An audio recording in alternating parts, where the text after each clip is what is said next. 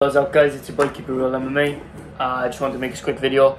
Obviously last night I found some time. I made some time for myself to in between all these 12-hour shifts. Obviously I'm at work right now.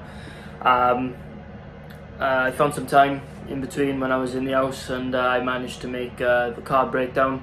I am going to be able to watch some of the card, by the way, guys, up until about 12, because I'll have to go to sleep. I got to get up at like 5:30 in the morning. But I mean, just slowly going through it. Next year should be, alright. It's just these last 3 cards I've missed, but yeah. So obviously, as you can tell by the title, I'm just going to get straight into it. Obviously, I'm going to break down a little bit more in depth, a last minute detailed breakdown of Sean Strickland and Jared Cannonier. I just wanted to make a quick breakdown of it. I think, to give you guys some more content while this is going on, and yeah, so I'll just do that. So anyway, guys, if you're new, please like and subscribe. I really appreciate every new person that's come by. We're almost at the 100 subs. We're so close, so run up all my videos, subscribe. I really appreciate every single one of you. I really mean that from the bottom of my heart, man. It really makes me smile, because, like, I started this channel about 4 months ago, so yeah, growth's been good, man. So thank you so much. So yeah, right, Jared Cannonier versus Sean Strickland. It's a good fight in a way. I just think that Jared Cannonier, I predicted him to win by 3rd round KO, or slash TKO. I just think that 25 minutes is too much time for him not to catch Sean Strickland on the chin when Sean Strickland fights like iCarly. So it's one of those fights where Sean Strickland's gonna have to be very sharp. And the thing is I think the first 2 rounds before the knockout in the 3rd will be actually pretty close. I think it will be a close fight. You know what I'm saying? It's one of those things where, like, I actually think it will be a close fight. And it's one of those things where not only do I think it'll be a close fight, but I think that Sean will actually look pretty good, better defensively, because obviously he's going to be working on that when after that Pereira loss. Thing is, he needs to work on his fucking IQ, because he tried to stand and bang with Pereira, knowing he could take him down. Crazy world we live in, but that's just Sean Strickland feel, the American Michael Bisping. But yeah, it's one of those fights where, like I said, he's got to be extremely sharp. He's got to be extremely focused, and it's not one of those fights you can talk shit, because Jared Cannonier will pressure on him. And it's one of those things, like, Sean's best way of winning is probably by decision. Let's be real, it's probably by decision. Can I see him winning by decision? No, like I said, no, obviously no, I can't. 25 minutes is too long of time for him not to get caught on the chin. Even 15 minutes is pushing it, and Jared Cannonier got decent cardio. And on top of his decent cardio, is, like, think about it this way, right? There was a lot of shots he landed on. I pointed this out after the Cannonier and Adesanya card. I pointed out in that fight, when I said to you guys, when I was watching it, there was so many shots that Cannonier scuffed or couldn't land because of the height difference between Adesanya and him. But I was saying that if Pereira is in those positions, he will land those shots flush because of the height, because there's no height difference anymore. Pereira's technically the taller guy, right? He's just got a slightly shorter reach. But like I said, if Pereira gets into these positions and connects, or just out the range like Cannonier was, he's not going to be just out the range like Cannonier was. He's going to be connecting flush on the chin. And it's one of those situations where it's like there's no massive height difference here, and like Sean Strickland fights like a 1910s boxer. You know what I'm saying? Like he has his hands up like this, and he like a macho man style, and he tries to pop you at range, and he tries to pop you with shots. But the problem is he has no defense when it comes to body shots, and he has no defense to when he's been conditioned to react a certain way to shots. This is how Pereira knocked out Sean Strickland. He continuously jabbed Sean Strickland to the body, and Sean Strickland has this terrible defensive habit of constantly parrying. Now, it can work. I'm not saying parrying's a bad thing, but when you constantly parry all the time, people are going to react to it. People are going to read what you're doing, and they're going to see that every time they throw a jab, every time they try to throw an elbow, every time they try to throw a hook, you continuously parry it. every single time. You're leaving one side of your chin completely open for a shot, completely open.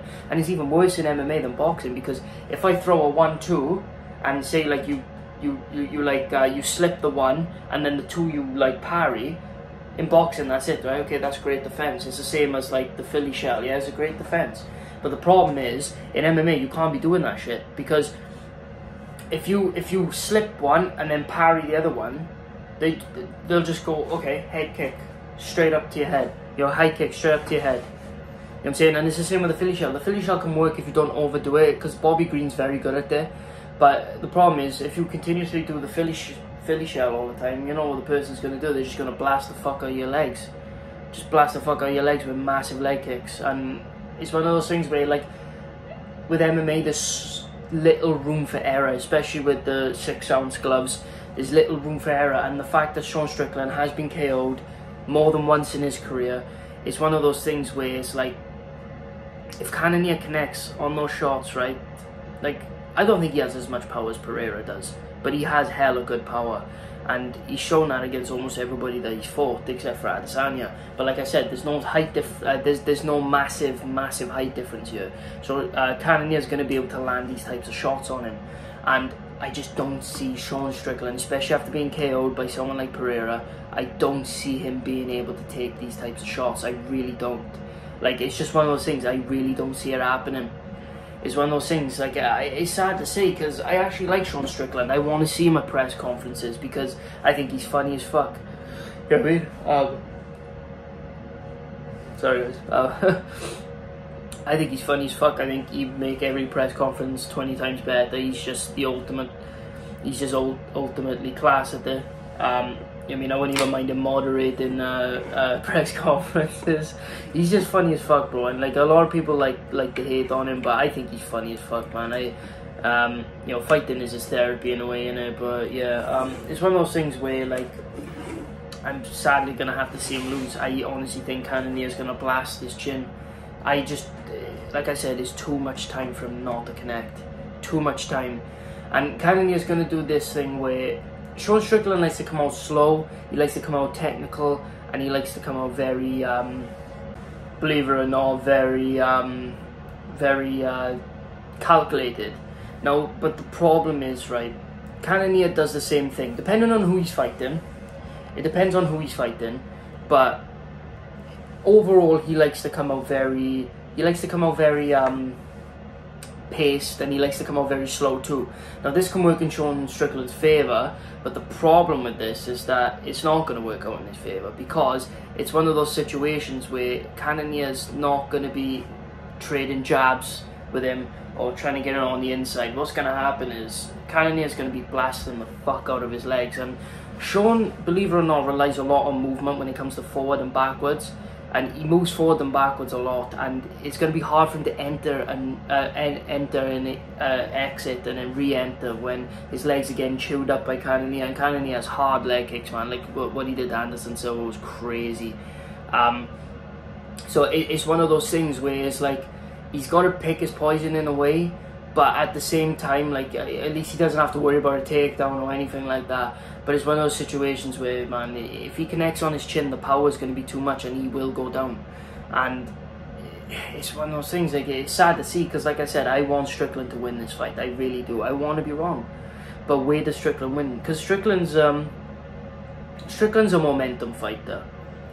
And what I mean by that is Strickland's a momentum fighter where he builds on the damage that he's doing to you. He's not a one-punch knockout type guy. Like, if you look at his fight with Brendan Allen, for example, like, he was landing continuous, clean, fucking flush shots on Brendan Allen, right? If Cannonier were landing those shots, Allen would have went out a lot sooner than that. But this is different stylistic matchup, so Strickland was constantly landing clean shots, and eventually, oh, for fuck's sake. Here he is. But yeah, he continuously kept landing clean shots on Allen's chin, and eventually the damage built up to where he couldn't take it anymore, and that's why he got TKO'd. Basically, but with Cannonier, right, Cannonier's more of a stopper, and what I mean by a stopper is like, you can have all the momentum against him, but he'll land one shot and you're out. that's the type of fighter he is. But he's also the type of fighter that does very well off of momentum, but he does very well off of standstill fights.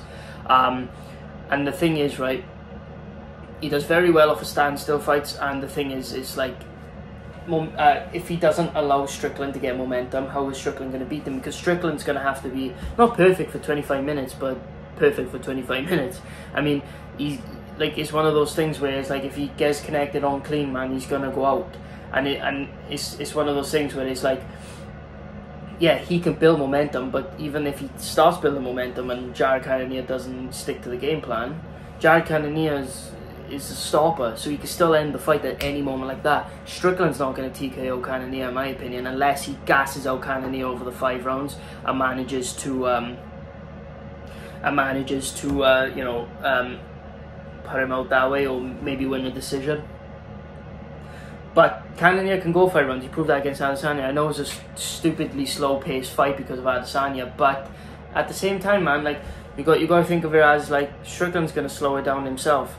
He's going to keep it technical. He knows he got KO'd in his last fight, and he knows he's going to play it a bit more safe because he kind of has to, and he knows it. He knows it though. That's the difference. He knows he has to play it safe because he knows if he gets connected on once, man, he knows he can easily go out. So this is how I see the fight playing out. I see the first round being extremely slow, but Cannonier winning it just based off of like a little bit more damage with the leg kicks, a little bit more damage with like some body shots, maybe a couple of strikes that land clean on Strickland, but not too hard. So Strickland's able to take him pretty well. I think Strickland won't even be talking that much during the fight. I don't think he will. Then what I think is then, like, in between the rounds, I think Strickland would be, you know, going into the second round, I think Strickland would be a bit more aggressive, knowing that he needs to do some sort of damage, but he needs to, like, not just damage to win the round, but I think, like, if he wants any hope of, like, winning the decision, he needs to, or even getting a late round TKO, he needs to, do some damage, but also gas out Cannonier a bit. But like I said, Cannonier has good cardio, but he needs to try and gas him out a little bit. And the problem is, like, while doing that, he's going to simultaneously take more risks, and taking more risks is going to lead to him getting connected on more. And I just truly believe that the second one will be very scrappy, but I think Strickland will actually stay on his feet, and I think Strickland might be able to take the second round. This is where I'm coming into the factor where this fight will be a lot closer than you think. I think that Strickland actually will take the second round. I think he'll take it in a very, very, very scrappy second round where he's landing a lot of big shots, but he's also getting landed on quite a bit. Then he's almost he's almost getting wobbled, but not quite. But then he's landing big shots on Cannonier, and Cannonier doesn't have the best chin himself, and Cannonier's getting wobbled a little bit here and there with some certain clean shots, but Strickland's keeping the pressure on, landing the more significant strikes, the cleaner strikes, and just taking more risks, and it's catching Cannonier off guard because Cannonier's not expecting it, or Cannonier's not expecting to get landed on this frequently, so it's kind of shell-shocked him a bit. But I would think in the moment, he didn't expect Strickland to be so aggressive, so he's like covering up, you know, being very defensively aware, but trying to throw back, but Strickland's just out of range, and I think it'll be one of those situations in the second round. But this is why he'll get KO'd. Like I said, 25 minutes is too long not to get connected clean on the chin. I think he'll be extremely confident then, knowing that he took massive shots from Cannonier, and he'll be able to stand and he feels confident. And then what happens is he'll get overconfident, and then Cannonier will continue chewing up his leg, and eventually basically just keep landing hooks to the body, and then eventually land one right hook straight on the chin of Strickland, and I think he'll put him down for good. I think it'll be like more like an actual KO, because like obviously I know Pereira's was a KO, but like Strickland was still awake until he got hit in the second one while going down, and then he fully went out.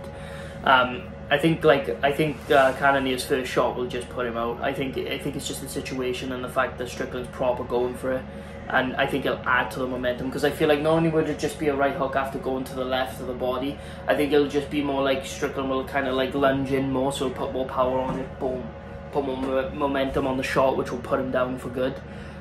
It's sad though to think this, because obviously, like I said, I want Strickland to win this fight. I love Strickland. Strickland's class. Strickland's one of my favourite fighters in terms of personality. Like, obviously not in the cage, because in the cage he's a bit boring sometimes. He plays very safe, but unless he's like talking shit in the cage. I like it when he talks shit in the cage, but you know, outside of the cage, he's one of the funniest personalities I've seen. He's super fucking funny, and he's a guy you want to see win, because you want to see a guy to stay in the company, and it would be funny to have as a champion. But the thing is, I just don't think he's good enough to be champion. I think he could beat Costa, but I don't think he would. He could beat Marvin Vettori, but I don't know. He doesn't beat Cannonier. He doesn't beat Adesanya. He doesn't beat Whittaker. I think he could beat like a Kelvin Gastelum. I think he could beat a Imavov. I think he could beat a. I don't think he beats Roman Dolidze. That's the problem. See, there's so many fighters I just don't know if I can see him beating, and it's just one of those situations where, like, you know what I'm saying? Like, it's one of those things where it's like, does he beat them though? And the thing is like, he's very, like, there's only a select few people in the rankings I see him beating, but you know what I mean, it's one of those things where it's a fight that you want to see do well, and I just don't want to see him lose. But you know, it is what it is, man. But yeah, so I see the fights going, and since we're on a detailed prediction, I'll say 3rd round KO, and I'll do a quick breakdown of Bobby Green and Drew Dober, because I'm very interested in that fight, like most fans. In my card breakdown, I did pick Bobby Green, even though he's a slight underdog. Or, well, on the UFC website, he's a slight underdog anyway. I am going to go with Bobby Green. I think he's going to piece up Drew Dober for 3 rounds. Bobby Green's an absolute weirdo, by the way. But yeah, I am going to go with Bobby Green. I just think that Drew Dober's going to be able to take the shots. Obviously, the Crimson Chin's going to take everything. He'd take a fucking nuclear weapon to the jaw. It's just one of those things where it's like I honestly think that because Bobby Green doesn't have that much power anyway, but I think that Bobby Green's just going to land the cleaner shots, land the more significant strikes, and just keep popping Drew Dober. I think it'll be a fun fight though, with Drew Dober maybe drop him in one of the rounds, maybe like the 1st or 2nd round he drops him, and it's like a flash knockdown. Bobby Green pops back up, starts talking shit again, and then they keep going. So like a 29-28 decision for Bobby Green, maybe a 30-27 if he doesn't get dropped. But I think it's one of those fights where I think he proper pieces up Drew Dober, man. It's just one of those things where it's like Drew Dober's outmatched at range and on the feet, and I don't see Drew Dober taking him down. I mean, like, people have this belief that Bobby Green can't wrestle because of the Islam fight. It's Islam Makhachev, man. Like, I mean, Makhachev. It's like, I mean, and he was on short notice, a week notice, but people forget, like, Bobby Green was a wrestler in college. I can't remember if he was D1 or D2 or something like that, D3, I don't know, he was D something. He was a very good wrestler, and people like really underestimate him. He was a very, very good wrestler, and do you know what I mean? He was a very good wrestler. He wasn't no scrub on the mats, and I don't see Drew Dober taking him down. I don't see him having the wrestling capability to do that. But yeah, it's a good fight though, man. But yeah, like I said, Bobby Green's an absolute fucking weirdo with, like, because obviously he was suspended for 6 months for an illegal substance by USADA. Well, got caught with an illegal substance by USADA. He's claiming he took something he didn't know that was illegal, that was banned, you know, for, you know, testing. I gotta be honest, I don't think he was on steroids. It's one of those things where it's like, I don't think he was on steroids, man. Like I know he finished Alaquinta, but Alaquinta was coming off for like 2 years off, and fought in 2 years, like barely training, heavily injured. You know what I mean, of course he's going to TKO him, but I mean, you look at the Fiziev fight, he couldn't knock down Fiziev, even though Fiziev was absolutely fucking gassed. So it's just one of those situations where it's like, I do believe him, but like he was going on this weird tirade of like standing up and like looking up at the sky, and then sitting down for the press, you know, for the pre-fight press conference, you know, by himself. They do that on the fight nights, and you know, saying like, me on steroids? Nah, man. And it's like, it's one of those things where it's like, it's just cringe, it's weird, like, and it doesn't make him look guilty, it just makes him look weird. So yeah, that's my whole thoughts on that. But yeah, anyway guys, I mean, I think that's it for the breakdowns right now. Obviously the next video will be the card breakdown itself. I will do a card breakdown because I will watch the prelims. It's just the main card starts at 12 in the night, and thing is like it starts at 12 in the night, you know, I gonna, you know, I mean, I'm pushing it a bit there to go to bed because I like to get at least 6 hours of sleep. And I know that sounds weird to all of you because probably all of you get like 7 to 8 hours. I get about 6 hours. 6 hours is perfect for me, perfect for my body. And obviously if I stay up past 12, then I'm getting less than 6, you know what I mean? Because I got to get up at half past 5. So yeah, it's just one of those situations. I won't be able to break down, so in the video guys, I won't be able to break down the main card as thorough as I will be able to in the prelims. But the prelims, I will break it down as deep and rich in detail as I can from what I see, because I won't be able to do it on the main card. But I put it in rich detail anyway because I like to go into detail of the fights, and especially if it's like a robbery, and I like to explain why it's a robbery and stuff like that, or how we led to the finish. But yeah, anyway guys, thank you so much for watching. I really appreciate you spending the time watching this. Yeah, like I said, I'm in work at the moment. I've been working 12-hour shifts every single day, so bear with me. I'm trying to pump out content as much as I possibly can. It's just one of those things where I'm trying to make time, and then, you know, other commitments and stuff, so just bear with me. I will get the card breakdown as quickly as I possibly can, and yeah, crows. Anyway guys, thank you so much for watching. I really appreciate you. Like I said, if you're new, please like and subscribe. I really appreciate you coming through. This is Keep It Real MMA, and yeah, you've obviously already found that out. So yeah, I don't like to sugarcoat things. I like to keep things real. Run up my past videos, just run up the views, and yeah, thank you so much guys for watching. I'll see you guys in the next video. Peace.